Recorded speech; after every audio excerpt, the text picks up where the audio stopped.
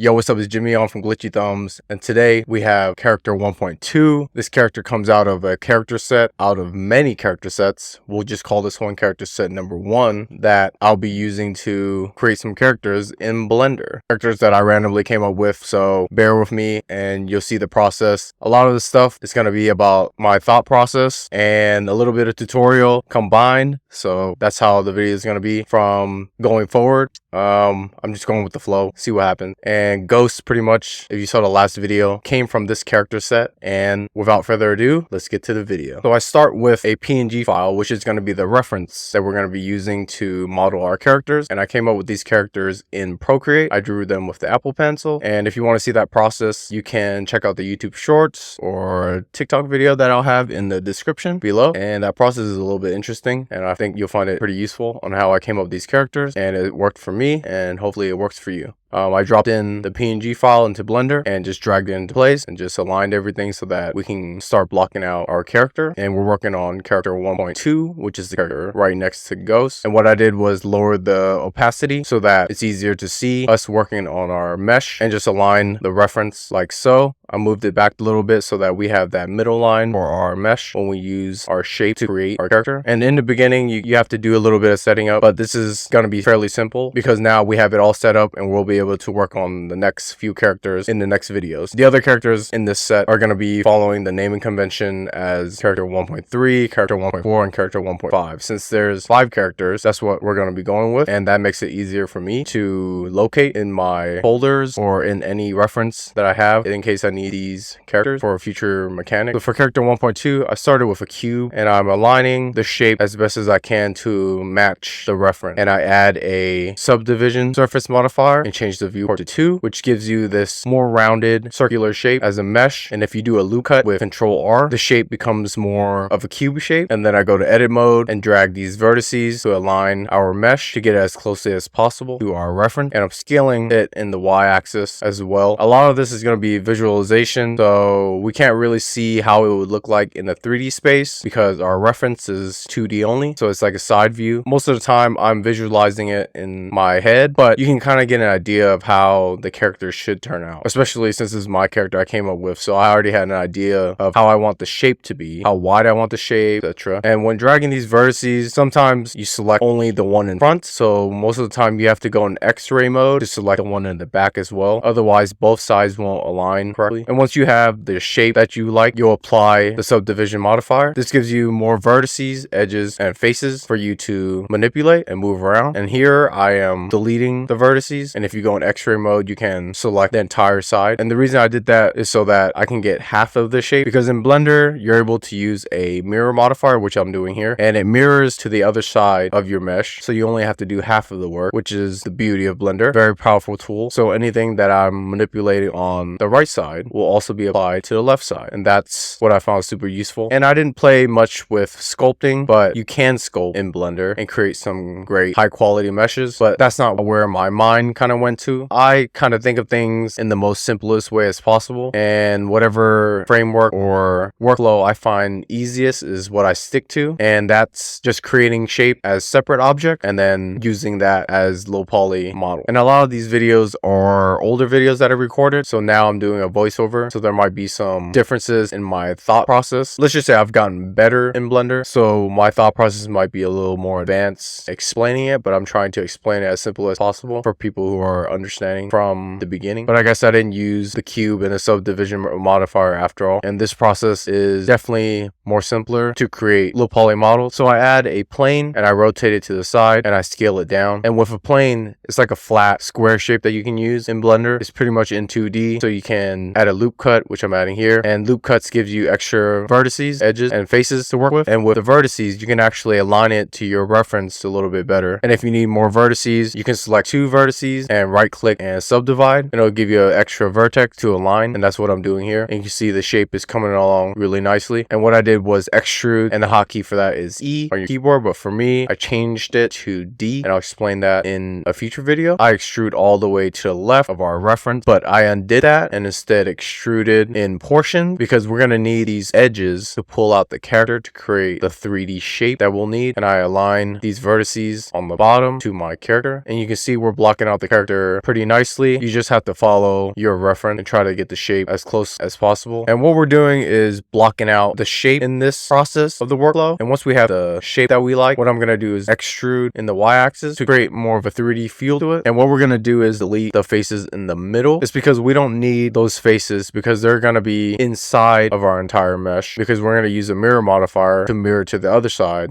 And as I explained earlier in the video, we're able to work on half of the mesh while whatever we're working on is being mirrored to the other side, and that gives us the ability to do half of the work. And that's why I like Blender. And don't forget to save, which I'm doing here. Let's call this Blender file characters1. And in order for the mirror modifier to work correctly, we need the origin to be right in the middle of our mesh. So in my quick favorites, I applied a quick origin, which applies the origin in the middle, and I checked the y-axis, and you can see that my mirror modifier wasn't working correctly. It wasn't mirroring correctly to the opposite side. I forgot a step in this process, and that's pressing Ctrl A and applying all transforms first, which you can see it changes the location to 0, the rotation to 0, and the scale back to 1. And that's what you do before you apply the quick origin to get the origin into the middle. But now the mirror modifier is applying correctly to the left side, and you can see there's still a crevice in the middle that we need to connect. So what I did was check clipping and selected the edges in the middle and dragged them together, and clipping pretty much connects the two sides together. So now that we have this 3D shape, we have to pull out the edges, and sometimes we're going to need to add in more edges to get the shape that we want, because the mesh is super flat right now and we got to give it some curvature, and we do that with loop cuts. So there's ways to create different edges into your mesh. You can select 2 vertices and subdivide, which gives you the middle vertex, and then you can use the knife tool, which you can press K, or you can do a loop cut down the middle of your meshes, and it will show you this yellow line where it's going to cut. Sometimes it doesn't cut all the faces, so that's why you have to cut into it yourself sometimes with the knife tool if you want that specific edge. And these edges are what we're going to use to pull out the shape for character 1.2. And I start from the left edge and just make my way to the right on each column. This method is a little bit tedious, I guess, but it's the only one that's working for me at the moment. I haven't found a different way to create the curvature for my characters other than this way. But if you have a better solution for this, please leave that in the comments and I'll take a look at that and see if it's useful and a better way to do it than the way I'm doing. Because if you have a lot of edges in your mesh, that's going to be a lot of things you're going to have to pull out, and that's going to take a little bit more time to create the curvature in your character. But so far it's working for me, and a lot of it is just eyeballing and visualize how you think the 3D shape is going to be, and everything is just kind of trial and error for me. I learn as I go, and this is one of many characters that I'm working on, so definitely I'm going to improve on this process for each character. And I'm not trying to spend too much time trying to perfect this character, because these are going to be prototype characters and we're pretty much in the beginning stages of how this character is going to be, and we can save a lot of that time for polishing later on in the road if this character is something that's worth working on. And it looks like he has a nose, so what I did was create an inset and then just extruded that face, and we were able to pull out this square for his nose, and then we can go in edit mode and just move the vertices around. And I could have just kept it like this with a little square nose, but we'll try our best to get it as close as possible by continuing to extrude until we get a little bit more of a rounded shape. And once we have a more refined 3D mesh, I just move it to a different collection, which is like a folder, and I call it character 1.2, and that's the naming convention that I'm going with. And I renamed it to body because this is the body of the character. And now we're going to work on the tires. I added a torus because that's where my mind went to when I was thinking about a tire, and the torus seemed like a easy solution because it's already like a preset shape in Blender. And I added a cylinder for the rim portion, but as I was playing with this, it seemed like it wasn't the best solution for the tire, so instead I deleted it. I added a cylinder and adjusted the vertices with a menu on the side so that we can get a little more identical low poly shape similar to our body mesh, and I rotated it to the side and scaled it down to match our reference. And this was a better solution because we can actually just select this side circle and create an inset and then just extrude in to create the rim. That way the wheel mesh is all in one piece, and it'll be better for UV editing in the next process of the video. And then I select the outside edges of the tire and create a bevel, gives it a little bit of curvature, and that looks a little bit more like a wheel, and that came out pretty nicely. And then I select the faces on the inside to scale it down because our rim is a little bit smaller in our reference, and then just scale down the wheel as best as I can. And once we have that, I can just duplicate that wheel, move it to the front and scale it down, and then just rename these as rear wheel, front wheel, and we'll just use the mirror modifier to mirror the rest of the wheels to the other side. And for his eyeball, I add a UV sphere and then rotate it to the side, because with the UV sphere it already looks like an eye, which makes it easier for us to texture paint later. And that's pretty much our blocked out mesh for character 1.2. And now we can get into UV unwrapping. So to create UVs for our mesh, we need to make specific seams, which is just selecting a certain edge and marking the seam for where we're going to cut for our UVs. For the eye, I'm cutting directly in the middle. And when we go into the UV editing tab, you can see our UVs to the left. And if you turn on UV sync selection on, which is the button on the upper left, you can see the live view of your UVs in your UV map as you're marking the seams and cutting the shape. So for our UVs, this is what we're going to be using to texture our character. And that just really depends on how we decide to mark the seam and cut our shapes. And I'm doing it directly in the middle so that I can keep it as simple as possible. Yeah, and I'm trying to explain this as best as possible. But for character 1.2, I think I was still trying to understand the process a little bit of my workflow. How I'm explaining everything might seem a little bit confusing. It's because it's one of the beginning characters that I worked on. So I was trying to figure out my own workflow at this point in time. But later on in the next videos, everything's a little bit more easily understandable. So I apologize if it seems like it's all over the place, because it kind of is.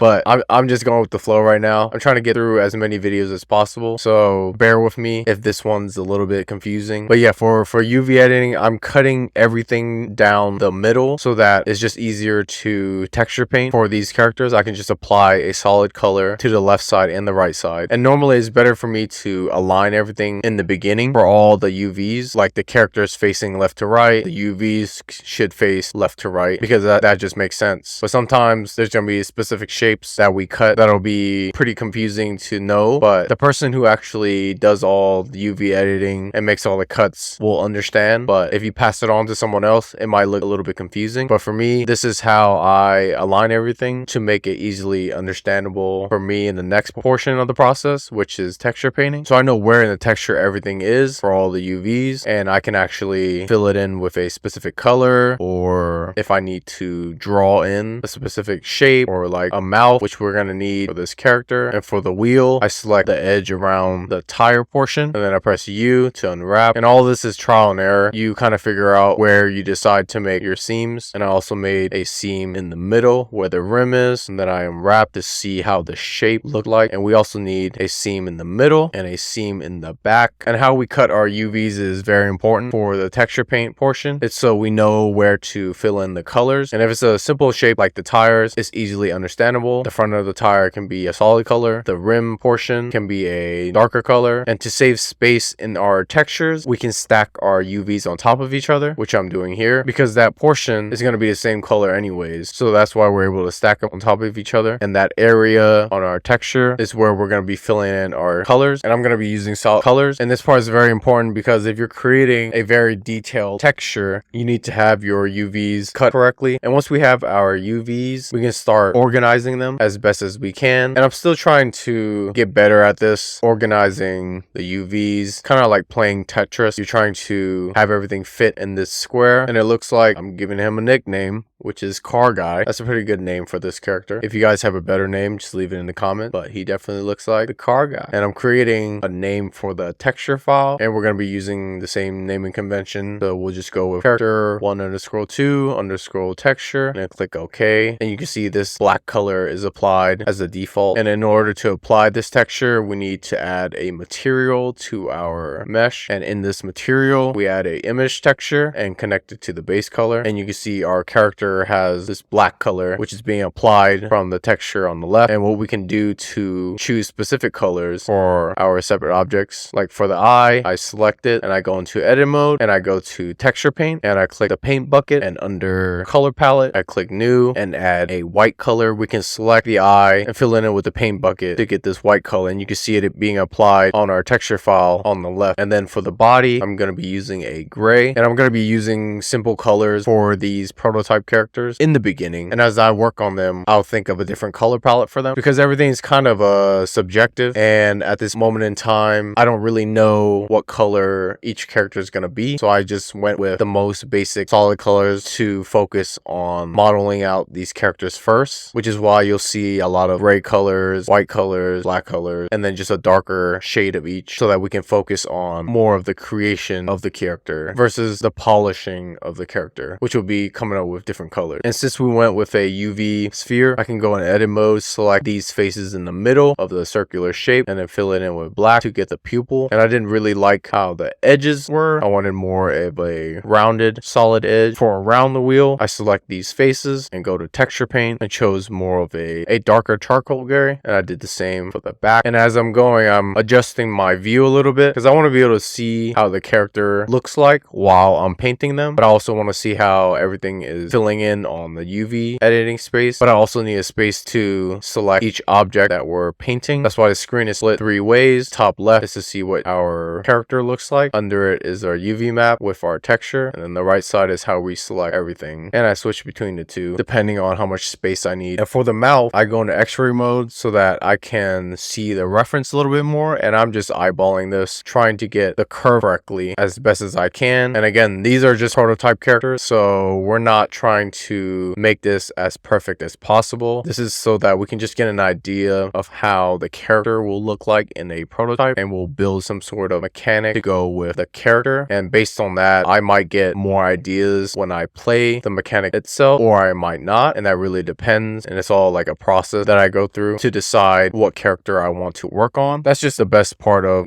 game development. It's because you don't really know what you're going to be working on until you're actually hands-on playing around with the character, because it might bring up some ideas on how the gameplay is going to be, how the mechanics going to be like, what environment you want to put this character in, what sounds maybe you want to use, what colors might come up. It just really depends, and it's like a creative process for me, and I have to visualize everything and be playing with it hands-on to actually get into that flow, if that makes sense. But for the mouth, this is just kind of like a placeholder of where I'm going to be retouching later in Procreate, because in the texture I can just redraw it much better with a Apple Pencil, because I'm way better using my hands than I am using a mouse because of the accuracy. I'm more accurate using the Apple Pencil than I am using the mouse, so this is just more so a placeholder. And it looks super plain here, but I duplicate the body so that I can create an outline for the character. And how we do that is we add a second material and delete the principal BSDF and add an emission and change it to black, and I hide the reference so that it doesn't distract me. And then I go to viewport shading, change the lighting from studio to flat and the color from material to texture, and now we can see the texture that we were working on. And then I add a mask modifier and a solidify modifier, change the offset to 1. I check the flip normals, even thickness, high quality normals, fill rim, and change the material index from 0 to 1, and then check backface culling. And in vertex group, I added an outline and changed the thickness to 0.05. And to see the outline, you need to move the solidify modifier above the mask modifier and then add the outline to the vertex group. And for some reason that didn't work, so I do a little bit of troubleshooting. And normally if it doesn't work, it's because the face orientation is incorrect, and you have to go to viewport overlays and then check face orientation, and you can see the body shape is red and the rest are blue, and we won't be able to see the outline if the shape is red, so everything has to be blue. And how to flip these normals is by selecting the body, which is the red color, and then go to edit mode, go to mesh, and go to normals and flip, and now everything is blue. And then you go back to object mode, and now you can see the outline that we applied, and it doesn't look as dull as it looked before with the gray color. It looks like a pretty nice shape. It already looks like a decent prototype game character that we can use. We just need to finish the mouth, and I left it halfway for a reason, and I forgot to save the texture, so I went ahead and did that. Go to image, save as, and what I did was, once we have this PNG file for our texture, I airdropped it to my iPad, and I opened it in Procreate and just made a few adjustments, like drawing the correct mouth and then just duplicating it on the bottom as well, because both sides are being mirrored to each other anyways. And I opened the second texture in Blender, and you can see this new mouth looks way better than the previous one. It's not super polished, but it matches our reference. It really looks like him. This car guy, smiley car guy, he already looks pretty cool. And I should fix the intersection in the middle from the mouth, but I'm not trying to be a perfectionist anyways. I try to do as best as possible to make it look identical, and then just move on to the next process in the workflow, because we still got a long way to create this character. And if you spend too much time on one portion of the process, there's consequences to that, because there's still a lot more to do. And if you're trying to create a lot of characters like I am, you got to think about a quick and easy solution to get through as many things as possible, as quick as possible, as simple as possible. Otherwise, you're going to spend way too much time on one thing and then forget about the other thing. And there's a lot of things that go into game development. It's not just only the characters. If I spent all my time trying to perfect his perfect mouth, his perfect eyes, his perfect body, then I won't have spent any of the time perfecting the mechanic. I won't have spent time perfecting the gameplay, what kind of levels I'm going to be building, what kind of sounds I'm going to be using. There's just a lot more to think about. So in the beginning, just do the best as you can to get through the process so that you understand, okay, this is how much time I'm spending on this portion. How can I cut that in half so that I can spend a lot more on more important things? Because you don't really know what's important just yet until you're actually going through the creative process. And that's how I kind of work. I go through the entire process by myself so that I understand, okay, this takes an hour, this takes 2 hours. How can I cut that in half? And how can I spend more time on this other portion so that I can improve on that? You really gotta think ahead if you're making games, if you're creating characters. And I'm still just in the beginning of my 3D modeling journey. You can see that I have a lot more to do to improve, but each character is gonna help me get through that process, and I'll improve and get much better at it as I go. And I know that, and I've already taken that into consideration. So that's why these characters are just gonna be super simple, and it's just better that way, to go simple and then just improve and get better over time. And that just makes the journey so much cooler on how you're able to start with this simple character and later on some sort of cool game out of it, and then that becomes part of your skill set. You can take something as simple as a character on a reference and turn it into something cool, which I think is pretty awesome. And I have no idea what the hell I'm talking about, but so bear with me as I'm going through these YouTube videos. I'm trying to get through as many characters as I can. There's a lot of characters that I'm working on, and there's a lot of thinking that goes into this, but this is my creative process. And this is what I want to share to the world. I hope it helps people get better at their own games, but also get better at their own creative processes and their own workflow. I think all this stuff is pretty cool. Coming up with your own creative process and then improving on it, and just being able to have this in your toolkit as a skill set, which not many people have. So that's what I'm aiming towards for all these videos. All right, and I'm gonna stop rambling and continue with the next process. So once we have blocked out our character, we created our UVs, texture painted it, we have to rig the characters. And rigging the characters is essentially just creating specific bones that we're gonna use for our animation. And I'm using Rigify for this. It's a add-on in Blender, and it makes the process a little bit simple. They have preset bones that you can add, and for this character I added a basic spine, and I add a tentacle for his nose portion, and I select the tentacle and shift select the spine, and I press Ctrl P to keep the offset. And you have to look at all these bones in different views, so you have to go to front view, right view,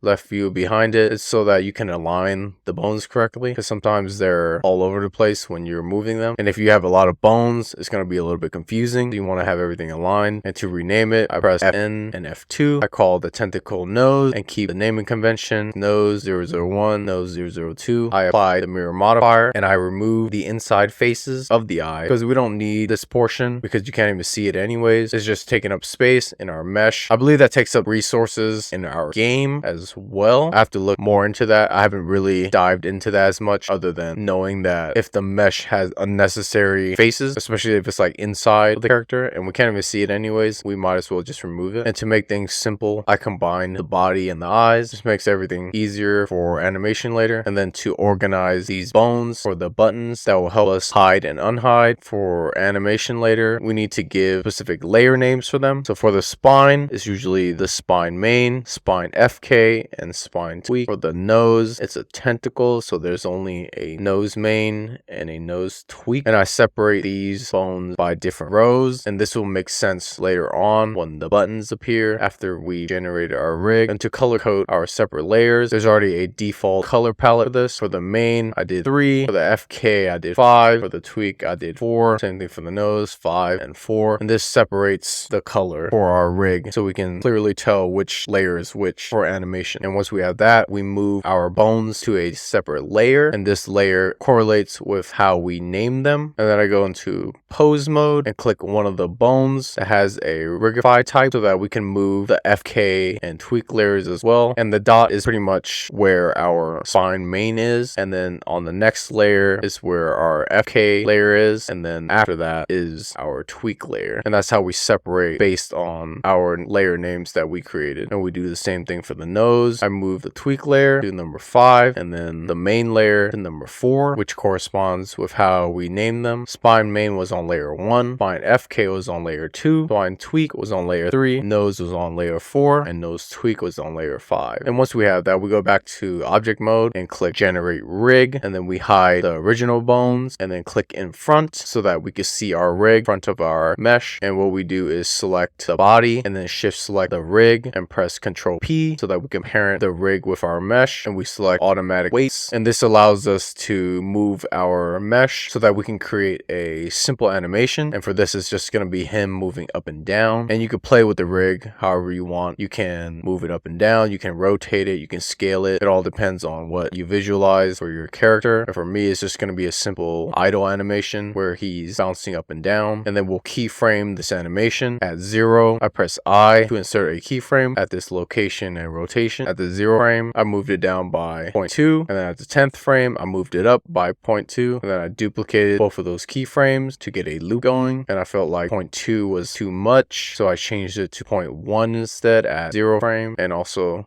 we have to make that change at the 20th frame, and then duplicate 40th and 50th frame, and then duplicate it to finish our loop at the 60th frame. And that's pretty much our animation for character 1.2, the car guy. And that was super simple. You can do an animation however you want. It can be super simple, it could be super complex. It's all up to you how you envision your character. And I don't know why I had to redo this outline, but that's what I did. That's pretty much for character 1.2, the car guy. And to export this as an FBX, you go to File, Export, FBX, check Selected Objects, check Select Armature and Mesh, select Z Forward, Armature, uncheck Add Leaf Bone, uncheck NLA Chips, uncheck NLA Strip. I don't know why I said chips, but it's NLA strips. Can't even speak English correctly. And then rename file, and we're going to use the same naming convention, character underscore 2 underscore body dot fbx, and export fbx. And that's the workflow to create your character in 3D in Blender. And I'm still trying to improve on this process, so you can see that in the video I didn't explain things correctly. I'm gonna get better at explaining things in the next video and the next one, because the process gets a little bit better. I understand it a little bit better. For this one, it's a little bit all over the place, but you sort of get an idea of where I'm headed toward. And we're gonna split this up. In the first video with Ghosts, I had both the Blender and Buildbox in one video. That's probably too long of a video, so I'm going to have it in 2 separate videos. That way it's easier to search up if you need to. If you're looking for the Blender portion, then you'll look up, character 1.2 Blender. But if you're looking for the character being built in Buildbox, then you'll just search up character 1.2 Buildbox. So that makes everything easier to locate. And that's my thought process with this. But I hope you like this video, and we'll get the car guy going in the Buildbox portion of this video. So see you in the next video. Please subscribe, like this video, all that good stuff. All that stuff helps my channel as I get back in the groove, creating more characters, creating more mechanics, and hopefully we get a pretty cool game out of all of this. So thanks a lot. See you next video. Peace.